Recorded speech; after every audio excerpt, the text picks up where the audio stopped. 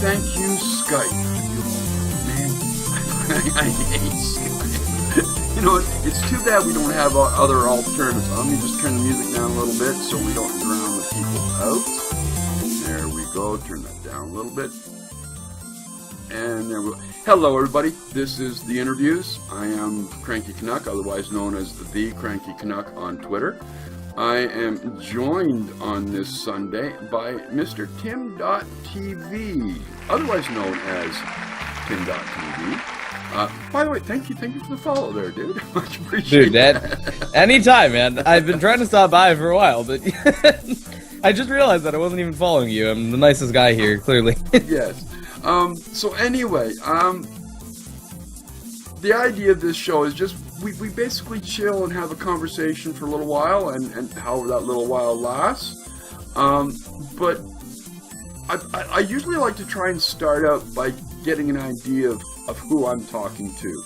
So give us a little bit of who is TimDotTV. Okay. So pretty much what I am, who I am, I'm just a pretty dedicated variety caster on Twitch. I've been around for a pretty long time. The name TimDotTV is pretty recent. It's more of like a full rebranding of like who I want to be and who I want to represent myself as on Twitch, kinda, you know what I mean?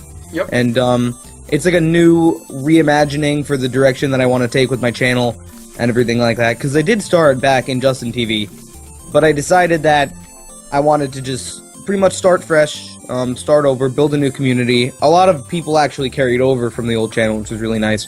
But yeah, pretty much here I am now, starting this again, and it's definitely been a hell of a ride so far. Now, I gotta admit, you probably, maybe the youngest streamer I've talked to on the show. Just so we, because you got that little baby face. Yeah, I really do. And so how old are you? I'm 18. Okay, all right, cool. Here's a question before we get anything else. How do you think that younger streamers get the respect that they deserve on Twitch, or are accepted as being serious at what they're doing? That's actually a really good question. I was talking about that yesterday on my cast, actually. I feel like there's a lot of people who are putting in just as much effort as, say, people who are older. And that's one thing that I was talking about also, is right now I'm trying this thing with full-time casting just because I love doing it so much. And I have this time while I'm young before I'm eventually going to be moving in June is when I'm going to have to start paying bills and everything like that. But it's like right now I'm trying out this full-time casting thing, and I feel like a lot of people come in and they're like, oh wow, this guy's just a kid, like it doesn't really matter. He's not like really putting in that much effort or anything. He's just like, and I feel like a lot of people look down on younger people, even though they're putting in just as much effort as somebody who's maybe a little older. And also, it's kind of funny, a lot of people actually come into the stream and they're like, yeah, like, this guy's a little young, like, and it doesn't help that I don't even really look like I'm 18 either.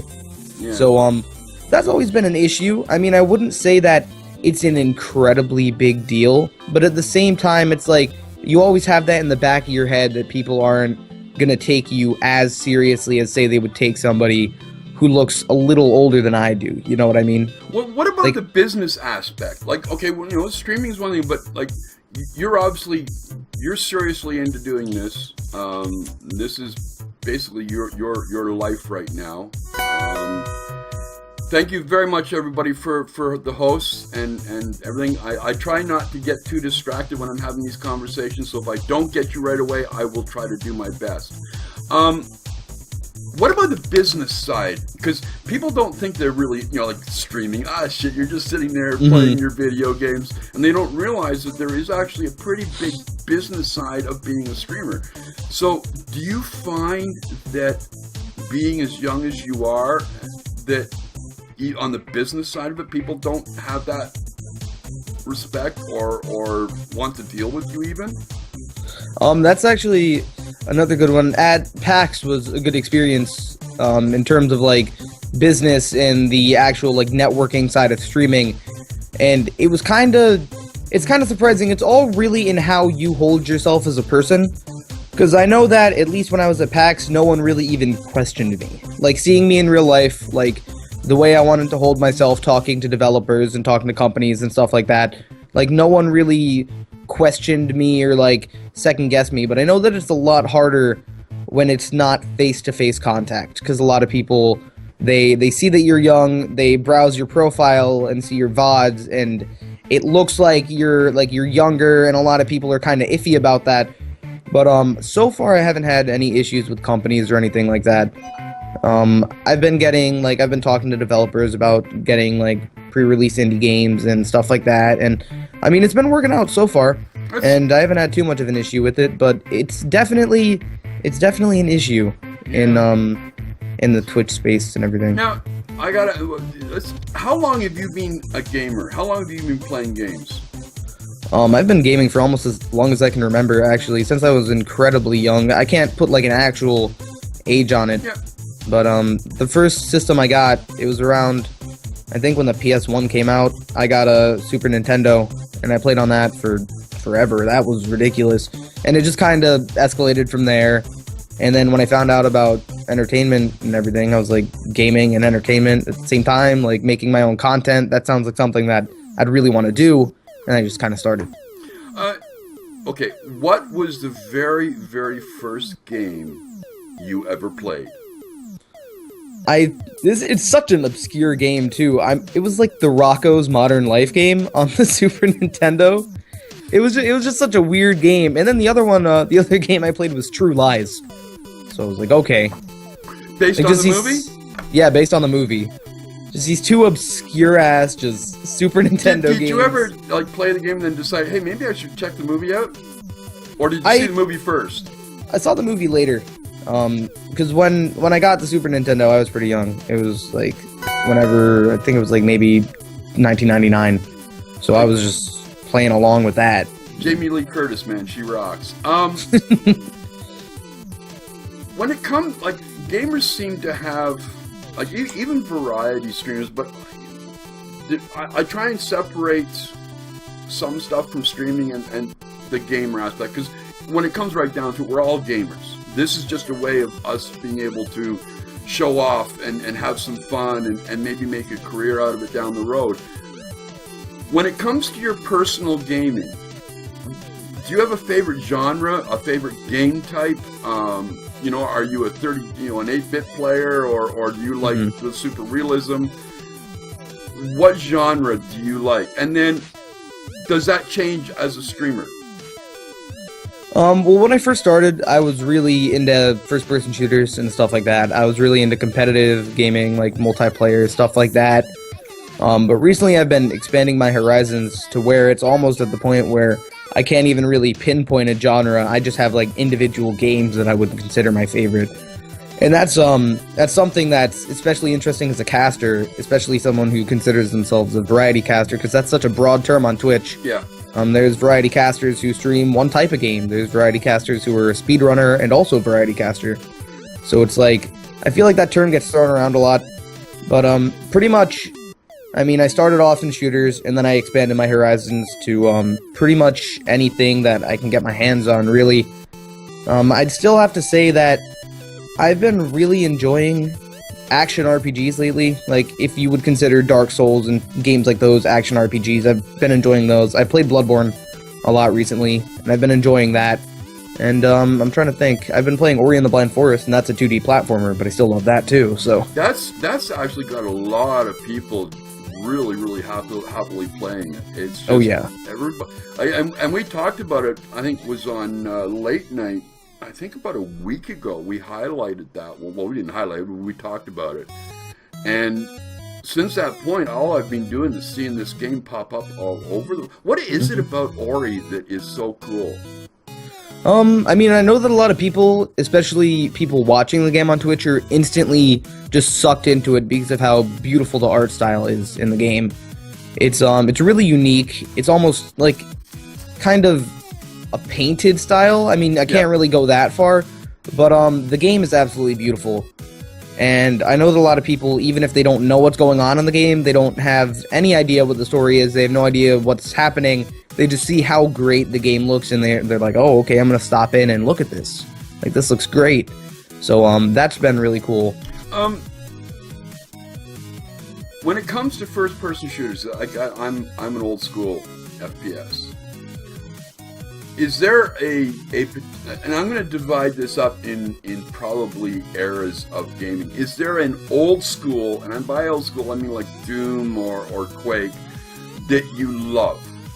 And is there, and of the new school, what are some of the ones you love? Okay, I would say the oldest FPS that I actually got really into was Unreal Tournament 2004. I think was the oldest one that I got super into, and I mean that's not too old, obviously. But I played Quake 3 a decent amount. I played some Doom, like just single player Doom, just like, you know, stuff like that, and that was loads of fun. I really enjoyed that. But I'd have to say either Quake 3 or Unreal Tournament 2004 for like games that I really got into. And I mean, modern day, there actually hasn't been too many FPSs that have came out recently that I'd say that I've gotten as invested into as in those games in particular. I used to be a fan of the Call of Duty series, but it's just beating a dead horse at this point. It's Thank you for saying that. Yeah, it's like I can't even remember the last one I've gotten, and I keep buying them. I keep throwing them $60. Like, here, give me the same game over and over again. But something possesses me to do it. With the rise, and I imagine there's a variety. Like you're playing Ori, which is an indie game. What do you think about the rise of the popularity of the indie games like Don't Starve or Ori or Terraria, you name it? Like, what do you think about that?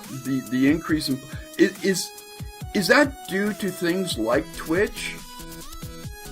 I really do think that the rise of indie gaming, especially on PC, and now it's moving into consoles as well, which is really cool with the next-gen consoles coming out and how easy it is to purchase things online. But I think it's like half Twitch and YouTube as like an entertainment medium, like big YouTubers and big streamers broadcasting small games made by small development teams so that they get that huge outreach that they can't afford via commercials and stuff like that.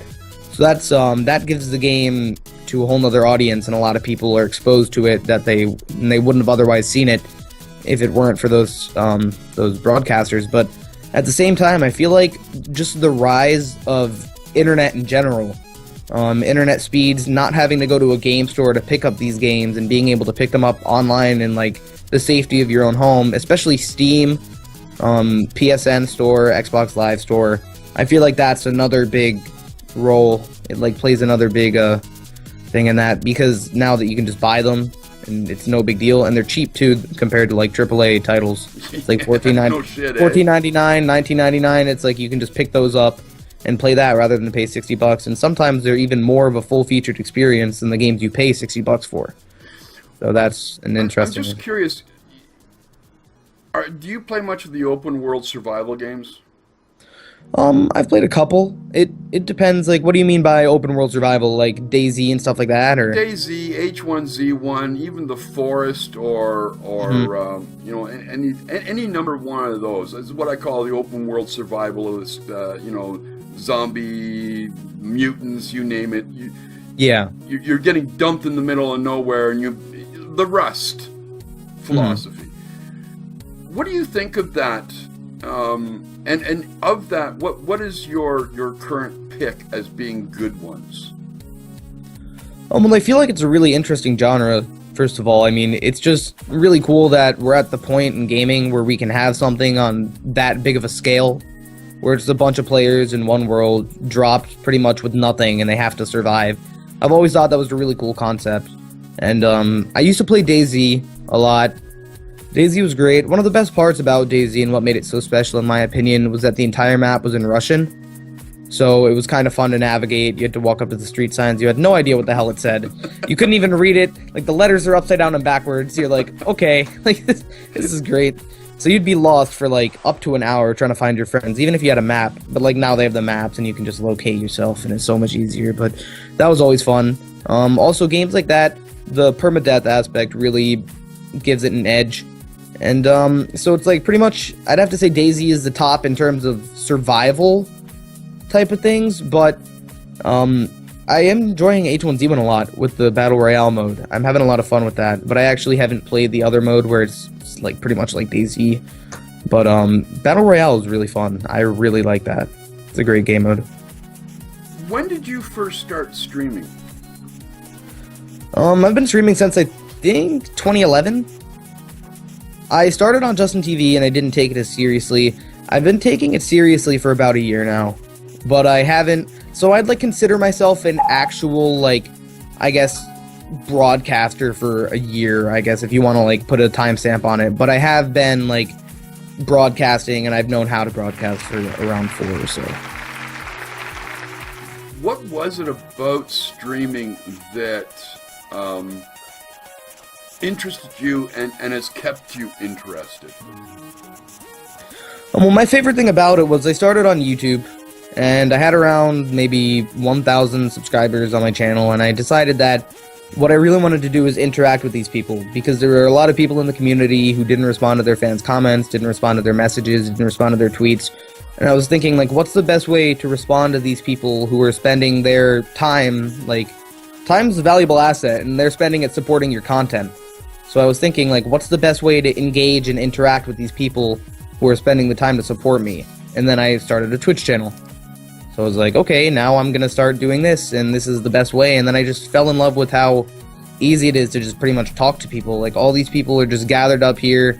They're watching you do what you do. Other people do what they do. And I just think it's so great that people are just all here to support each other. And that's pretty much what keeps me going. What was the reaction and the ongoing, I guess, reaction, if it's changed, of your family and your friends when you started streaming? And has that attitude changed as you progressed as a streamer? See, that's good, because as someone who started streaming in high school, that's a whole nother topic. A lot of people just don't like when people express themselves, especially in like a high school mentality. Now I'm obviously out of high school. I'm half a year through college, but it's like what ended up happening is it's like everyone's like, wow, look at this guy, he's putting himself on the internet, pretty much like free fodder for us to go and make fun of. So it's like a lot of people made fun of me in school for that, and a lot of people did that, and I mean, that was whatever. I personally didn't really care about that. How do you deal with that? It wasn't easy at first, because it was something that I put so much time and effort into, and people just love to like try and beat you down over it. And I never really understood the reasons why people wanted to do that, because I wasn't really what you would consider an outcast in high school. Like, I wasn't the most popular person in the world, but like I was like in the middle. Like, I had a bunch of friends and everything like that. But it was definitely really hard to keep a full streaming schedule, because I streamed at least 4 hours a day, and then do homework and hang out with my friends at the same time. So it was almost impossible to juggle that, so I had to put a little bit of my social life to the side. It's like, my grades went down a little bit, but it wasn't that big of a deal. Like, it wasn't a giant drop. Yeah. Because it was something that I cared about so much that I still feel like it was worth it in the long run, because how I've changed as a person since I started broadcasting is more important to me than getting like a 95 instead of a 90 on a test. It was... So how was your family when you said that you were going to do this, and have they, like, was their reaction like, what are you talking about, or was it like, okay, cool, what can we do to help, or has that changed over time? It was definitely more of a like, what are you doing type of thing. Like, you're wasting your time, like you're not spending your time valuably. Like, what are you doing sitting in your room all the time? Like, no one's still really came around to it, at least not yet. I'm showing them that it's actually something that's like making a difference in the world, and it's actually a legitimate source of entertainment, and that I'm not just sitting in my room doing nothing. But they still kind of like, they don't want to roll with it, you know what I mean? I've explained the website to them and everything. I've shown other broadcasters, people who are established on the site, people who already have big established communities, and it's like I'm showing them what I aspire to be, and what I feel like if I put the time and effort into, that I might be able to have for myself one day. But they've never really came around to it, even till today, which is, I mean, it's whatever. It's just kind of hard to deal with. How do you deal with that? Because like you're talking a family unit, you live within that family unit. I'm sure it'll be a little easier once you move out, but how do you deal with that family pressure of always wondering what the fuck are you doing and why are you doing it? I mean, honestly, the biggest part about that is it really puts like a toll on your mental health, especially when you're broadcasting. That's the thing about Twitch, is you don't always have good days. Not every broadcast is going to be amazing. Not every day you hit that button, you're going to have the greatest stream of your life. Like, there's days when you're going to broadcast and you're going to be like, what the hell did I just do? Like, I just sat here for like 4 hours, like nobody came, and you think to yourself, and then the first thing you think is in the back of your head, like, wow, he's just sitting in his room doing nothing. And then you just like replay it in your head again and again and again. And then it's really, really easy to just get lost inside your own head and like not want to come back. But it's like, as I started to realize that like my community is starting to grow, and they're like, that people are actually starting to come every day, and that good things are actually starting to happen, I kind of just don't even think about that anymore. I just keep going, like I'm focused on building what I have here, and I just keep rolling, pretty much just keep going forward. By the way, thank you everybody for the follows. I know I really should thank you when you do it, but I don't want to throw off the the flow of the conversation, because this is what's important.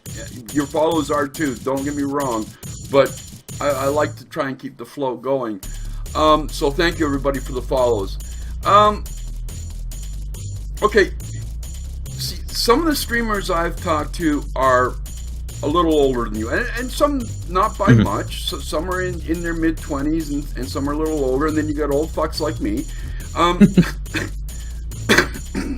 So when I ask this question that's coming up, you kind of get I think an answer based on age and time doing this. But what kind of hopes and aspirations do you have for your streaming life? And do you see at some point it may be going away, or is this something that you always want to do? I mean, honestly, if I ever had the opportunity to be a full-time caster and for this to be my full-time job, that is pretty much what I'd want to do. Like, I would love to do that. That's pretty much my dream right now. And it's like, I didn't start casting for it to become a job. I didn't start with the mindset just to, like, profit off of it. Because I was having a good conversation with one of my friends, actually, about how people start streaming purely for the fact that they want to make money. And we were talking about that, and it's like, I've always wanted to maybe one day be a full-time streamer. But I feel like this, at least until the website dies, which I hope never happens, that this is going to be a part of me for as long as I can have it be a part of me. Because it's obviously when I move out, I'm probably not going to be able to be a full-time caster anymore. I'm probably going to have to get at least a part-time job to supplement my income so that I can have enough money to pay the bills, for example. And it's like, that's obviously going to be a pretty big hit as it is, but I mean, I want this to be a part of my life for as long as I can keep it a part of my life, pretty much. And if that turns into a job, then it turns into a job, and that'll be absolutely amazing. I'm just curious, do you talk to your friends or your family about these kind of hopes and aspirations? And if you do, what's their reaction? I mean, I haven't really talked too much with my friends about it, because they don't really, I mean, they've never really tried to, like, hold me down or anything, but they don't really understand the aspect of it, and I've showed them, and I mean, it's cool. They just don't really want to really pay attention. They focus on their own stuff, you know what I mean? So that's cool. I mean, it's not like I have bad friends or anything, it's just that they don't really understand it very much. And I mean, maybe one day when it's more commonplace in society, it'll make more sense. But I mean, explaining it to my mom, she's starting to be a little more, like, warming up to it, kinda. But a lot of people, like, they kind of look at it and they're like, oh my god, like, you can't make money on the internet? Like, where is it coming from? Like, is some like, Nigerian prince just putting money into your bank account? Like, they think it's that kind of stuff. But, I mean, people are making a living off of this now, especially in, like, not even Twitch. Like, I'm a freelance video editor on the side. That's how I make at least, like, enough income to eat.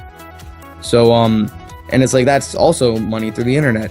through PayPal. So remember that, folks. If you need any video editing, TimDotTV, dude. I'm right here. Just put your link in channel so people can drop over and give you a follow, because they definitely should. You mentioned earlier, and I was going to get to this, but we'll do this. You mentioned branding. You were developing your brand. How important is it? And okay, first, how important is the idea of a streamer being a brand? I feel like it's a lot more important than people realize, and it's a weird thing to say it like that, but I know a lot of people who have great broadcasts. Their personality is absolutely amazing. Their cast quality is great. They're partnered. They have an established audience, but they're staying at the same level, and they're not pushing forwards or anything because they don't have a unique brand on Twitch. And I feel like that's one of the most important things you can have, is like setting a brand for yourself. Naming a community, in my opinion, is a big thing. Having your viewers and the people who want to support you feel like they actually belong to a community. That's one thing that really helped my channel out, actually, is setting a name for my community and having everybody just like get excited and pretty much just like love each other for all being the part of the same thing, and that's really been great. But I feel like it's one of the most important things that you can do to further your channel and also further yourself as a professional if you want to take it in a new direction rather than just broadcast as a hobby. Now,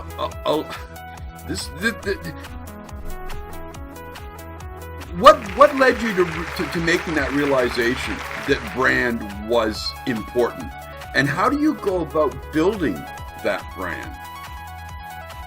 Well, I was streaming pretty much every day with the same equipment I have now.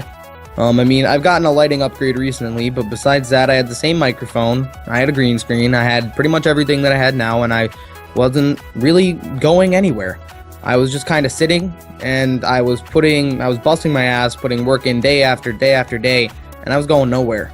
And I realized that there has to be something wrong with that, because people all around me are blowing up, their channels are exploding, and they're maybe even lower quality in terms of video. And I mean, I try to be as entertaining as I can, and it's like you start to compare yourself to other people. And then I realized that the one thing that I didn't really have was a core branding and like a community that people felt like they could be a part of. Because people will come to the stream and they'd give me a follow and be like, okay, welcome to the stream, like it's nice to see you. And it's like they'd follow and they wouldn't come back because they had no reason to. They felt like they didn't belong to something. And that's what I've really been trying to foster on my channel now, is just the fact that, like, when you follow my channel, it's like you're pretty much joining a community. You're becoming a part of what I'm trying to build and helping me, like, further my dreams, and people like that. So people like to be a part of something. It's like yeah. Okay, now a lot of streamers have personas. Okay, they have their shtick. Some are really well known, some not so well known. What do you think of streamers that rely on a persona to move their channel and gain traction? Is there a good and bad way of doing it, or is it just really questionable to begin with? I feel like it really depends on the individual, and it depends on the person, because I know that there's a lot of people who stream purely as a persona. CaseyTron, for example, is actually all satire, and a lot of people don't really look at her as satire, but I mean, if you think about it, that's what she is. It's not like she acts like she does on broadcast in real life. So it's like there are people who put on a persona and put on a show completely different than like how they are in real life on Twitch, and I can feel like that's almost harder to do, but at the same time, it's not. Because I know that a lot of people come to Twitch, some come for the gameplay, but some come purely based on entertainment. And if you see somebody that's putting on a show, like they're putting on their persona, they're getting ready and they're hyped and they just put on just a great show, that's awesome too. But then you can also see a guy who's just good at a game and he's just being himself, just doing his thing, and that can be great to watch too. I think it really just depends on the person and like what they want to do with their channel and the direction that they want to take it. Because that's the thing that's amazing on Twitch is everyone is here and everyone has their own channel, and you can do pretty much, as long as it's in the term of service, you can do whatever you want with it and take it in whatever direction you want to. So, branding, persona, are they the same thing or are they different? And which would you go for the most? Well, I think that they're intertwined. I don't think that you wouldn't consider them the same thing necessarily, but they definitely go hand in hand with each other, because you want your persona to be linked with your branding, but you don't want to become a brand. At least I wouldn't personally want to just become a brand. Because, at least right now, like, myself, I have my branding and everything, but I don't brand it around myself. I brand it around the community first and foremost. And so I think that that's cool, but I know a lot of people that do have their stream based upon their self, and their persona is their branding, which is great also. Like, I mean, it really just depends on what you think you want to do and how you want to take it, because I feel like you can be successful in either way. Streaming is basically only, like, as we know it, really started since the inception of Twitch with around 2011. So it's got very short lifespan so far. And we've seen a lot happen in that space in that short period of time, to the point like Twitch is now owned by Amazon. Where do you think streaming is headed? At least as of right now, I can't see it going anywhere but up. I can only see the audience expanding. I can only see more people coming to the site, and I can only see more opportunities coming for broadcasters in the future. Because, for example, there's a lot of people who are going to PAX events and, like, broadcasting from the Twitch panel and interviewing developers and stuff like that. And that's almost broadcast, like, TV-level entertainment when you watch these professional setups, like in your favorite broadcasters interviewing game developers on the stage.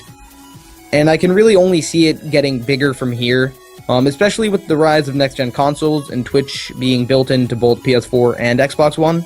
So that's more and more people coming to the site, more and more traffic. It's starting to get bigger and bigger. And like you said, with the Amazon acquisition, that's a whole nother market that's coming in too. So just the fact that they wanted to have a part of this shows that it's really something big. And like you said, it's had such a short lifespan already, and yet people are already building such amazing, substantial communities on Twitch, like 3,000, 4,000 people, and not even to talk about league casts and tournaments and stuff like that, which can get upwards of 200,000 concurrent viewers, which is ridiculous. Yeah. I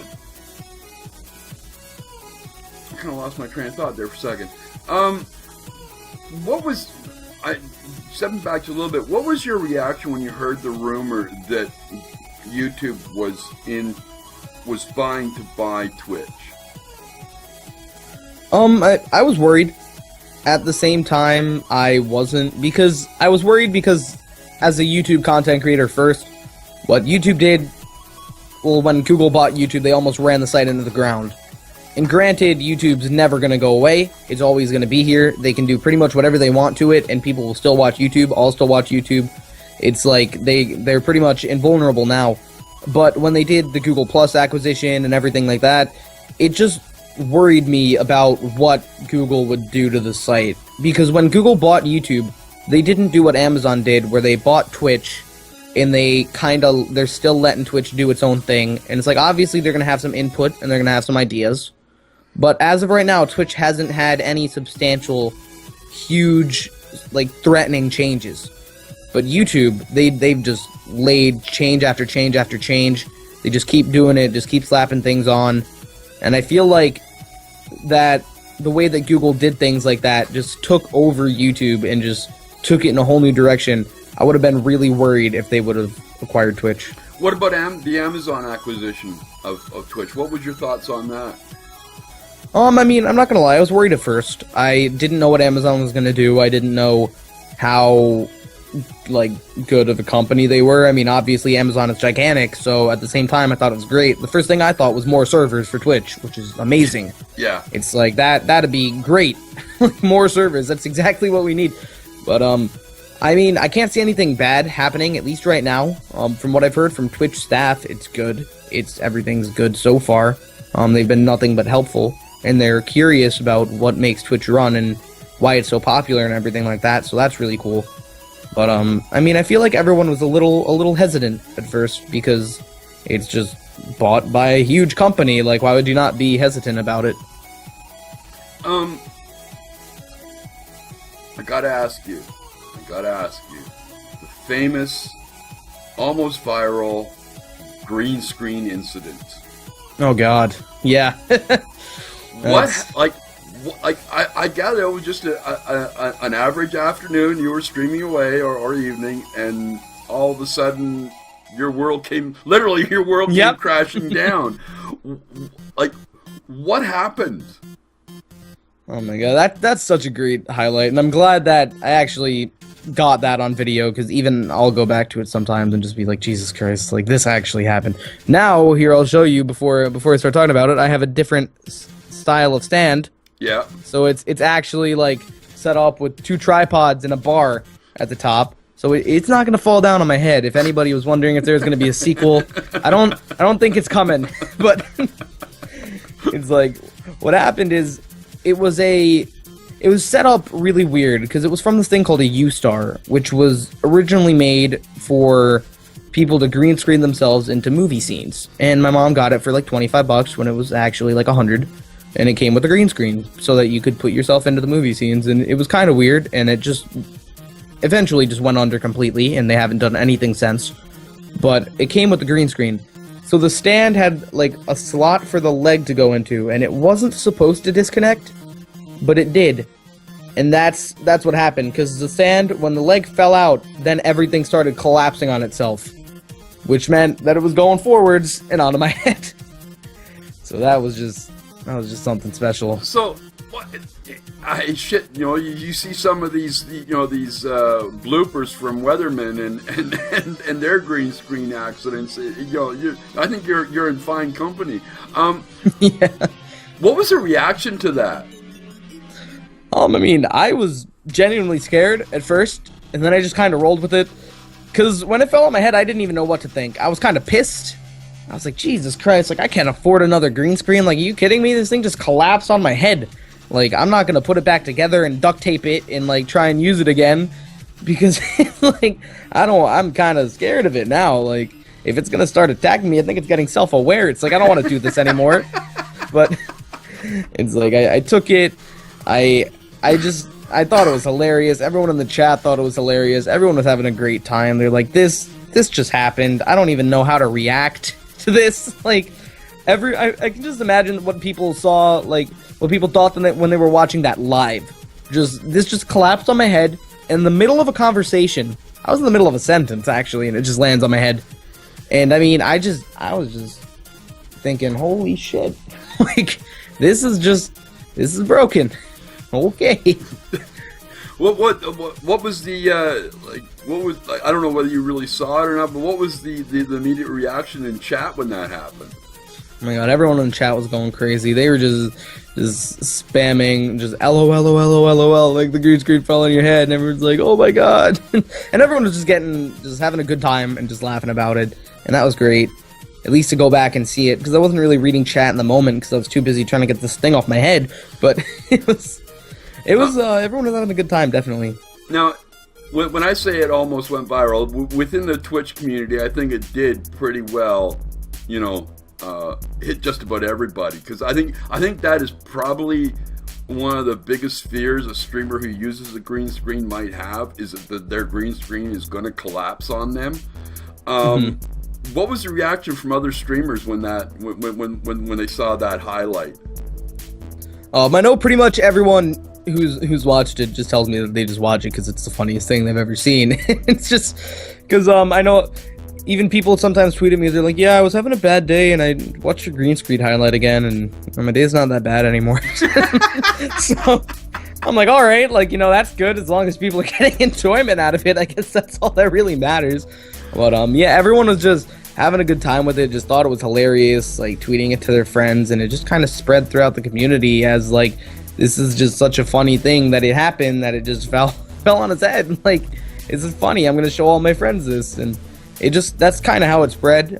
Just from people thinking it was funny, and it just kind of went from there, and people just kept sending it to people, and I still get messages now. Like, I watched your green screen highlight again, like for like the 95th time. I'm like, oh, okay. Okay. Too bad that couldn't. Yeah. Anyway, other than that, what has been your lowest point as a streamer? What do you mean by that? Like viewer wise, or like? No, I mean just your personal. Well, your personal. As a streamer, what was your your lowest point as a streamer emotionally, psychologically, the whole, like, your lowest point? Yeah. Well, I would have to say maybe a couple months ago, because I actually came home from college. I took a leave of absence for a year, and so I'm off school for a year right now to pretty much do whatever I want. My GPA is frozen, my credits are frozen, so everything is kind of like suspended in time, and I can do essentially whatever I want for this upcoming year, as long as I can finance it, pretty much. So pretty much I came back from college and I started full-time casting, and a lot of my community just didn't come back, and that was just the worst feeling, and I had so much trouble getting over that and moving forward, because before I left I had a pretty substantial community. I was growing incredibly quickly because a lot of people were getting behind the full-time thing, and a lot of people were liking that a lot, that I kept putting in hours over and over again. People were liking that. But then I went to school, and I thought I was going to be able to do it, but I couldn't, because university was just so hard, and I had to put so much time into my schoolwork and managing a social life and everything like that. I just could not stream. I physically could not stream. And also having a roommate in the room, like, he wasn't really on board. He's kind of a dick, but it was like, he didn't like that at all. So I just had to stop for almost 4 months when I went to college. And then when I came back, it was just the most depressing grind, just through sludge. Just almost had to push it out of the way and just keep going and just keep walking forward. And I actually went through a pretty big fit of depression during that, just because of how mentally taxing it was to come back from college to, like, pretty much live your dream again, start putting effort into what you believe in, and to start, like, really taking yourself seriously as a broadcaster, seeing all these other people that are doing it and just trying to do it yourself and put, like, all of your being into it. Because that's one thing that's hard about streaming, is this is you. Like, you have to put yourself into this more so than a lot of other things that you'll do in life. And it's not easy putting yourself out on the internet at first. No. It's like, it's really hard to get into that mindset, especially with what some people can say. And that links back into the other, like, the comment that we were talking about how young I am, how it's like, if people really wanted to take me seriously at first and stuff like that. And it's just funny looking back on that, just how hard it was to get through that moment, and how hard it was to push through, and just to keep broadcasting, and to keep doing it, and to keep putting so much effort into what I believed in, when pretty much, like, none of my, like, people that I talked to in real life really did. And that was the hardest part, was, like, after I had a bad stream, I'd go back into, like, real life, and it wouldn't be any better, and it was just over and over again. I just kept doing it. How important is it for, like, especially, like, you say, with family and friends not being totally on board and such, so forth, how important is it for a streamer to have a support system? I feel like that's one of the most important things, especially when you're a new broadcaster. I feel like eventually, as you keep going and as you keep broadcasting, you start to get it, like, into this mindset where you know that you're doing what you believe in, and you're pretty much solid at that point. And it's taken me a long time to reach that point, but I feel like I'm finally starting to get there. But I feel like when you're first starting and you love broadcasting and you don't have at least a couple of friends who will support you 100%, it's just so hard to keep going, because, like, people notice when you're not having a good day. Like, people will come to the chat, they'll be like, "Hey Tim, you look a little down, like, what's up?" And it's just kind of weird, because that's not why people come to the show. They come to be entertained, they come to have a good time. A lot of people come to have their bad days turned around. It's like when they come and see their favorite broadcaster having a bad day, it's like, I don't know if I want to watch this anymore. And having that like core support system is, I feel like, is really important, especially like I was saying earlier, for your mental health when you first start broadcasting. Because I mean, it's not easy to drop everything and just do full-time Twitch. Like that's really hard, especially on friends and family and everything. And without having that support system to believe in you, sometimes you just question what you're doing and get inside your own head. And so, if you, you know, for whatever level of broadcast, you know, Twitch, you know, broadcasting you're at, where do you go for that support system? Do you go to other streamers and hopefully they won't just tell you to fuck off, or do you reach out maybe sometimes to your community that you're building around your channel? Do they in a sense become your support system? At least right now, my community is my support system. Usually it's like whenever I'm feeling down, they all have me 100%. They all believe in what I believe in, and they just want to keep pushing me to be the best person that I can be and the best broadcaster that I can be. And I mean, since now that I have this rock solid community, it's pretty much hard to get down when I have such a good group of people watching my broadcast. But before I had that, it was really hard to do anything. I had a couple friends online that I knew who supported me 100%, and I mean, that was great.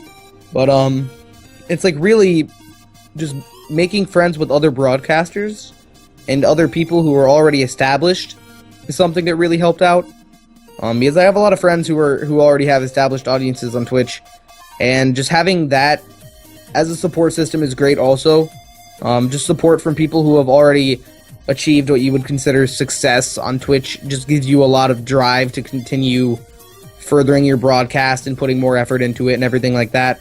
But I just feel like as Twitch gets more accepted in like the mainstream, I guess you could call it, because Twitch, as big as it is, it's still like a little corner of the internet almost. Yeah. Even though it's like, I think it's maybe the third highest visited live streaming site or something like that. Well, in some areas, they outperform YouTube in minutes served for live streaming. Mm-hmm. So they're in a really strange position. You know, it's like they're a big boy, but they aren't a big boy. You know what I mean? Yeah, yeah. It's a really difficult position to be in. You know, a lot of people have this perception that you hit that go live button, you hit that start stream, and that's it. You can just take the ride and keep on going.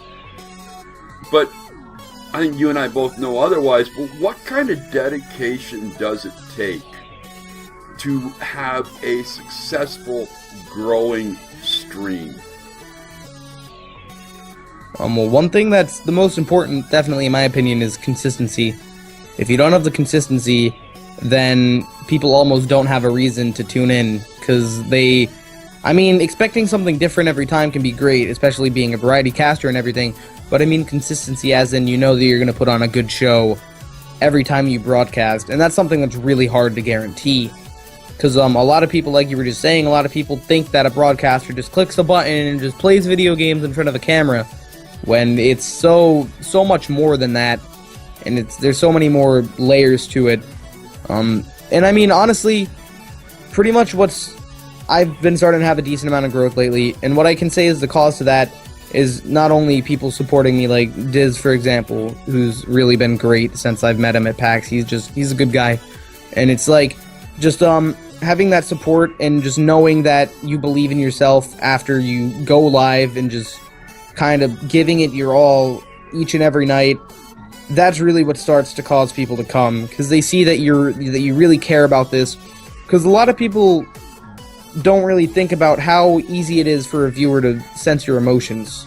Because like obviously I stream with Facecam. A lot of people stream with Facecam. A lot of people don't. But when you do, people are staring at your face in the corner of the screen. Like if that face looks sad, then they'll be like, "Tim, why are you sad?" It's like it's really easy to do that, and so just pretty much just being the best you can be, and putting as much effort into your stream, whether, like we were talking about earlier, whether you're streaming with a persona, whether you're streaming for yourself, whether you're streaming to be the best gamer that you can, just putting, like, when you put all that effort into it, you'll get at least something out of it. It's not guaranteed, obviously. Success on Twitch is never guaranteed, and that's the scariest part about the website, is that you can put all your money into it, you can put all your eggs in one basket, and then sometimes it just might not work out. But as long as you know that you put all your effort into it and you love doing it, I mean, that's, in the long run, that's really what matters. Yeah. Okay, we covered the low point. Let's flip it around. What was so far the highest point of your streaming life? I would consider the highest actually the day before I left for school. It's kind of funny because the day before I left for school was when I thought that I was going to have a solid streaming schedule when I went to college.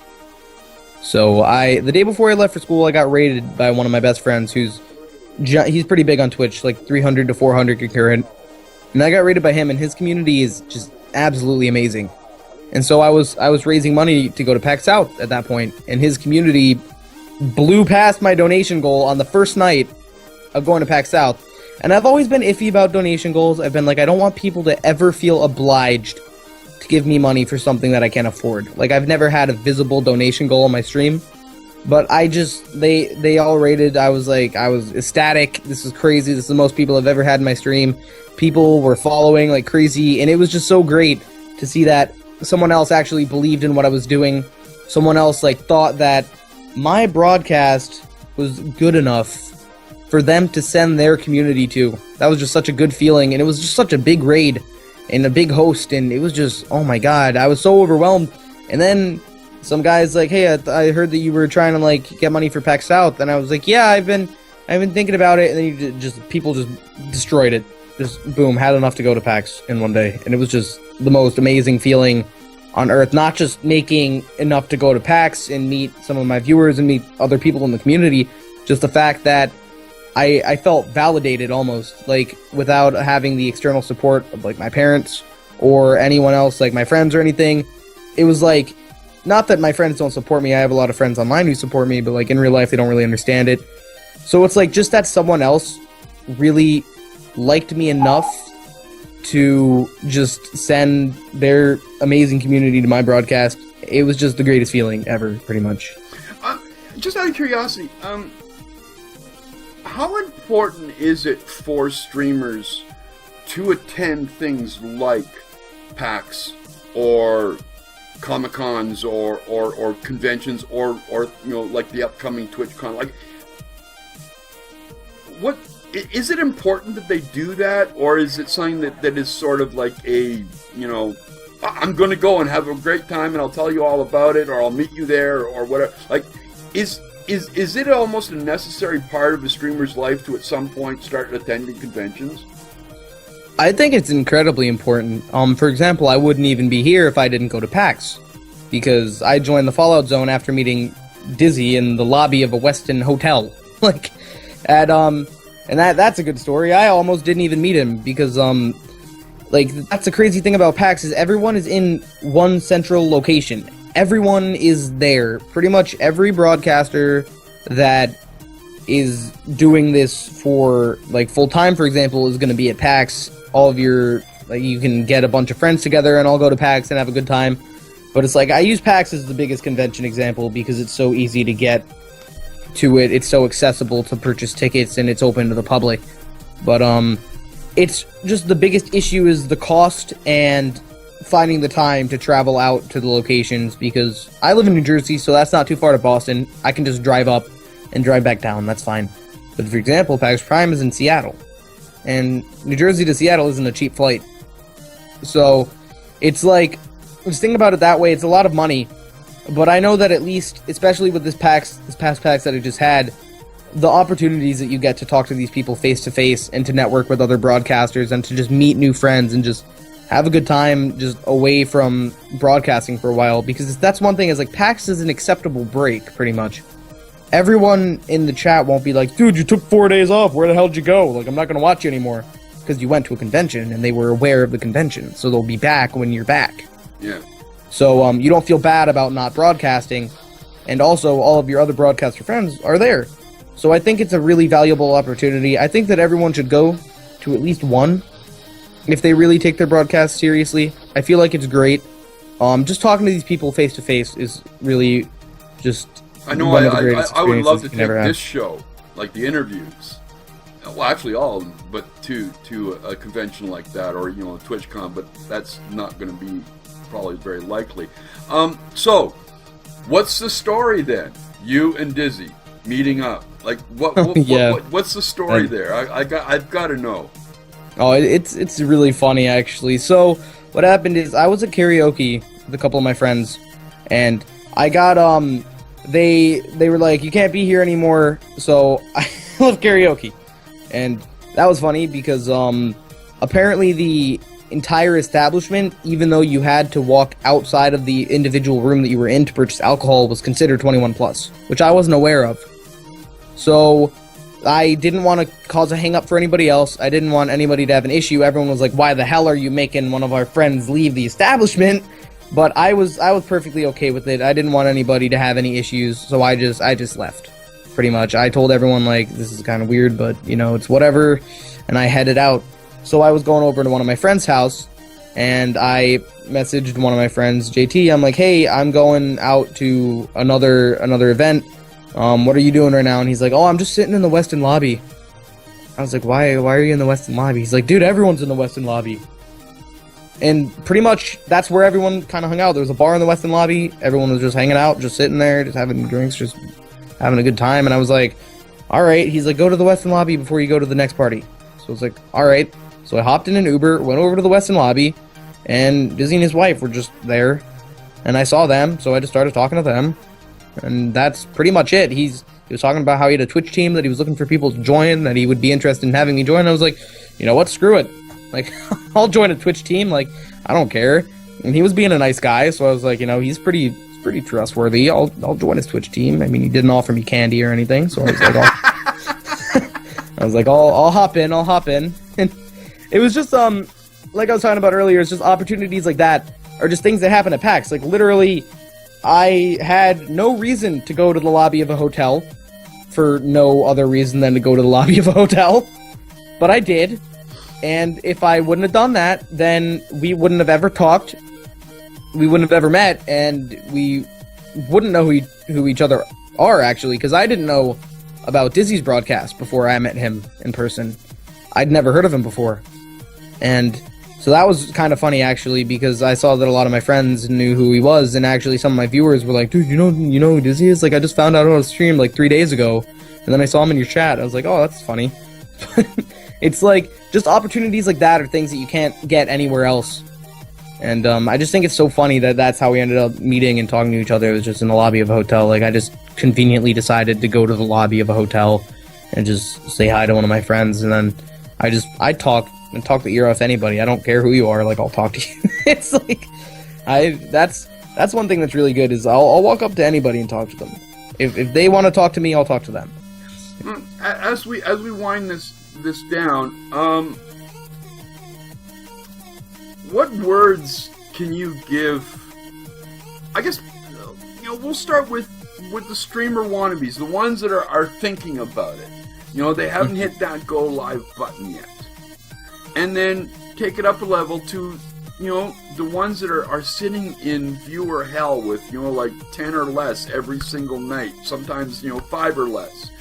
And then the next, I won't even worry about the big guys. Fuck them. They can they can deal on their own.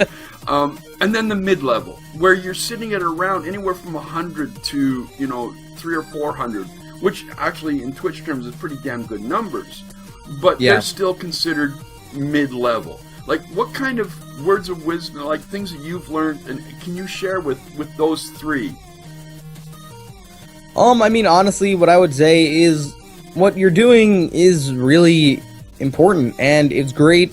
You have a community, and like, this next part's mostly directed towards the people in viewer hell, or people that haven't decided to start streaming yet.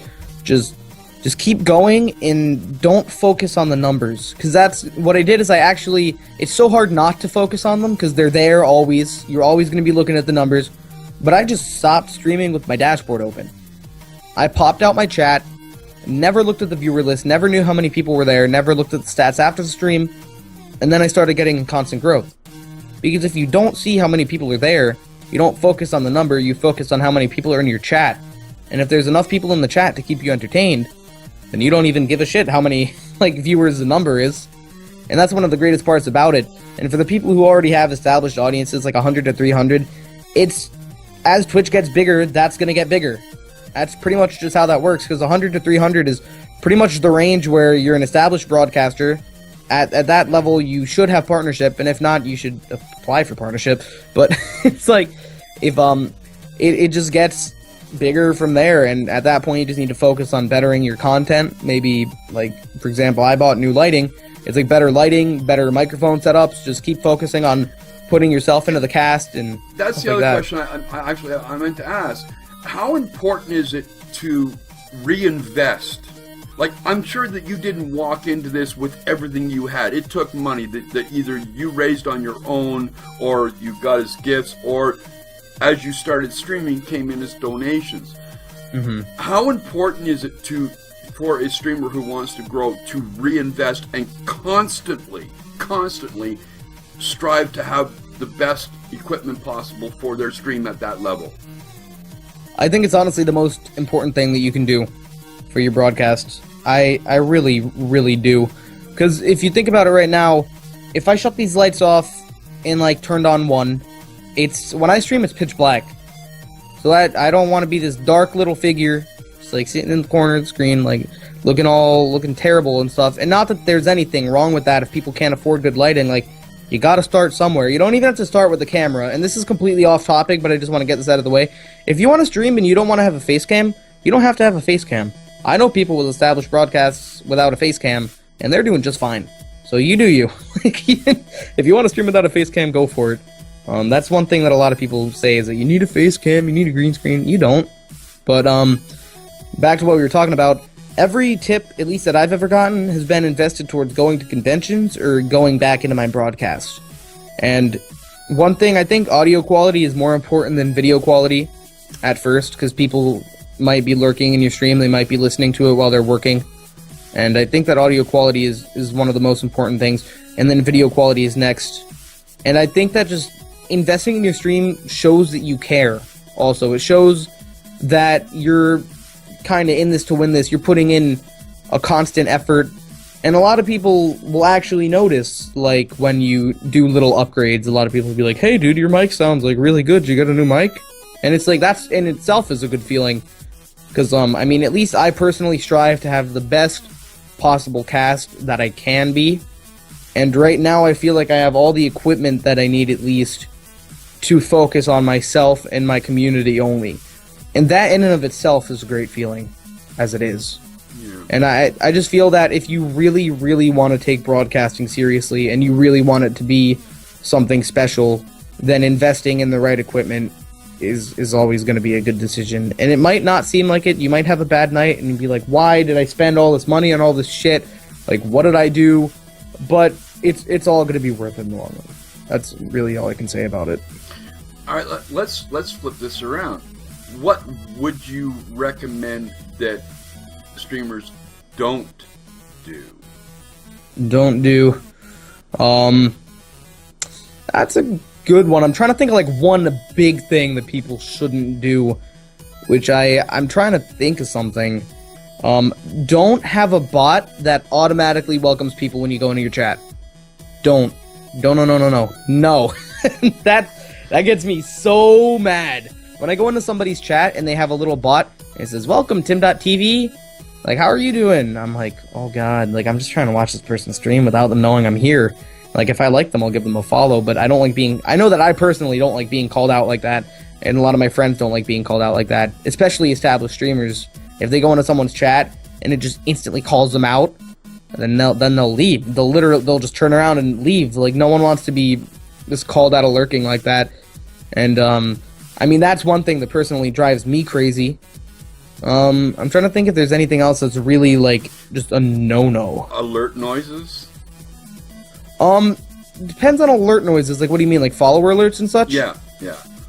Like, you see, like, I see it a lot especially with new streamers. And some sort of, up and coming that are on that upward slope. I know I made the same mistake. And the alert noise for follower or sub or host or whatever is A, too loud, or B, or B, too long. Yeah, like, I know what you mean. I don't think people need to have it thrown in like great big follow, like Yeah. What do you think about that? See, what I do is I have a small follower alert. It's not gigantic, but I'm trying to think of how I can show it. It's around, like, maybe, I think this is where the camera's zoomed in. It's around, like, this big, I think. It's, like, the bottom of the screen. It's a little chunk of text, and I call my community the Dot Squad, because TimDotTV, so it's, like, welcome to the Dot Squad, and that's all it says. It says their name and has a little ding. And then I welcome the new follower, and then it's done. And I don't talk about it again. And it's like when I go into somebody's stream and I follow, and it takes up the entire screen, just like gigantic, it takes away from the gameplay, and that's not what I want. But I still want new followers to be welcome to the community, because I have that community feeling that I'm trying to foster in my channel. So I want the followers to be displayed on the screen. I want them to be welcomed into the community properly, and at the same time, I don't want it to detract from the gameplay. So that's why I have the little thing at the bottom with the tiny ding. It's not extravagant. It's just a little shitty gif of a guy dancing. It's just, that's it. It's like, I think that's fine, but I think anything gigantic drives me crazy. Any other little ones or that one of my pet peeves is, it's actually Jinx said it in the chat. Are people who stream for the like sole purpose of blowing up on the internet, because it's like you're gonna burn yourself out. It's like if you want to broadcast and you want to make something special out of it, you really need to put all your effort into it, because you're not just gonna blow up just by thinking, oh wow, I'm gonna blow up. Like, that's not how that works. You need to put all of yourself into it, and there's so much more to it than just like getting an audience and getting money. Like, and with that being said, there are people who do that, and that's cool too. Like, that's one thing that I keep saying is run your channel the way you want to run your channel. Like, I'm not going to tell anyone how to do their thing, but it's like really stream with the mindset that you enjoy it and that you want to do it, and don't stream for either money or to pretty much just blow up on the internet. That's really one of my little pet peeves. Well, on that note, I will thank you very much for being here, Tim. I greatly appreciate it. I had a lot. I love doing these interviews because I love meeting the new streamers. I love meeting people who've been around for a while, and just I think it's a lot of fun. Yeah, it was a good time. So thank you for being here. Just a couple programming notes, folks. Tonight we will be back at 12 a.m. with the What the Fuck Sunday edition of Late Night with Cranky and Friends.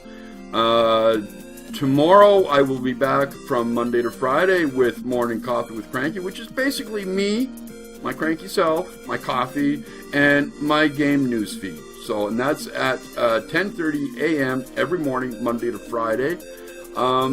Tuesday we are launching the Rec Room at 1. I gotta get this straight. 1 p.m. Eastern Time, and that basically is 4 co-hosts sitting around, smack talking each other, talking about gaming, talking about whatever comes to their mind while playing Tabletop Simulator. So it should be a lot of fun. I'm not sure how long the show will go per episode, but hey, we're gonna give it a shot. But on that note, folks, thank you very, very much for being here. I hope you've enjoyed the show. If you have and you like what we're doing here, hit that follow button if you haven't already. And if you feel like helping support us a little bit more, the donate button is down there as well. But in the meantime, like I said, thank you very much, Tim, for being here, and we will see you guys later. Game on, everybody.